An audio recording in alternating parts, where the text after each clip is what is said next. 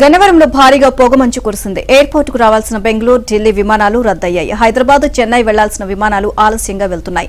గన్నవరం హైవేని పొగమంచు కమ్మేయడంతో వాహనదారులు తీవ్ర ఇబ్బందులు ఎదుర్కొన్నారు.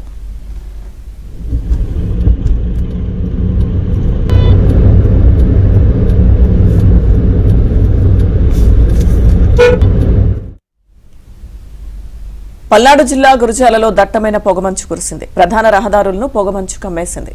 దీంతో వాహనదారులు తీవ్ర ఇబ్బందులు ఎదుర్కొన్నారు. ఎదురుగా వచ్చే వాహనాలు కనిపించక లైట్లు వేసుకుని ప్రయాణం సాగించారు.